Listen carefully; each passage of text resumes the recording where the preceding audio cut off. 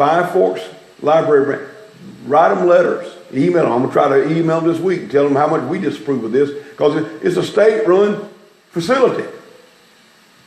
Now, they talk about separation of church and state, which is totally off the wall wrong, the way they talk about it, but yet they don't mind letting this crowd come in to their state-run facility and push their dogma, push their teaching, push their religion. Drag queen story out.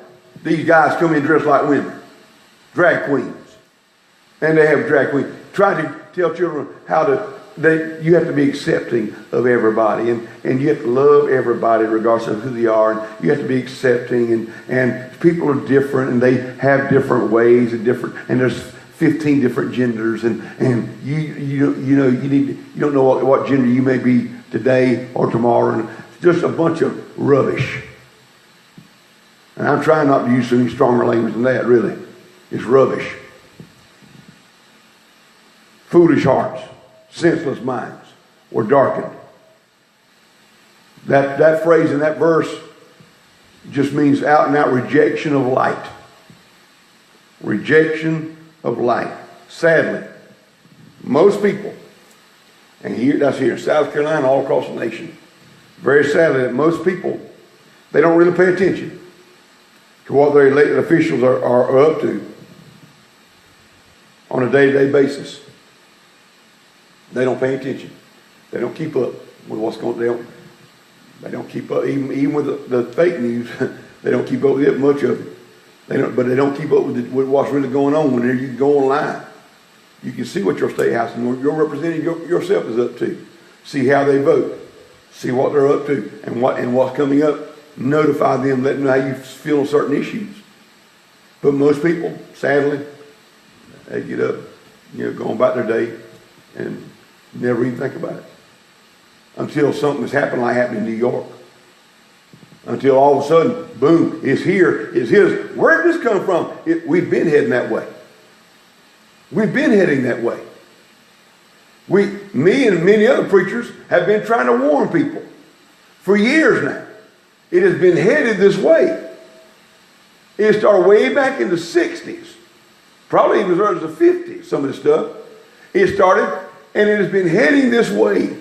We knew in 1973, when the Supreme Court made their ruling on Roe v. Wade, which, by the way, let me say, is still not legal. I don't care if the Supreme Court made a ruling on it. It's not legal for the nation. The Supreme Court, again, cannot make law, according to our Constitution, which most of them seemingly have forgotten about. But since 1973, they opened a Pandora's box. And they ruled that it was okay for a baby to be murdered in his mother's womb in the first trimester. And all that did was open up a Pandora's box, and we've known since then. We just stuck our heads in the sand. We've known since then we were headed here. We were headed this direction. Now they want to kill babies full term. Well, don't make it right. No matter what stage you kill them, you still murder them. But now they don't want any kind of restraint of any kind. They want full-fledged freedom to out and out murder babies. Now you know what's coming next. You know what's coming next. Now, since that's taking place, we're going to euthanize people that a society deems as being useless. We're going to euthanize the mentally retarded, the children who are autistic. They'll be up for euthanization. We're going to euthanize the old and infirmed who no longer contribute to society as they see it or as they deem it. That's what it's leading to. Guys, if folks, men and women, boys and girls, ladies and gentlemen, if we don't stand up now and make our voice heard by however means we can make it heard, write letters, send emails, make phone calls, go to the State House, however we can do it, if we don't make our voice heard now, this is going to lead to more and more insanity. It's going to lead to more and more utter sheer nonsense. But it's going to be murderous insanity. That's where it's headed. That's what they are pushing for. If the world stands and the Lord tarries, it'll get to a point, I don't know if Jesus is going to tarry that long or not, but if he does, it'll get to a point where by the time you reach a certain age, you'll be considered non-valuable. And then they'll start making arrangements for you to make your exit. Now I know that sounds Orwellian.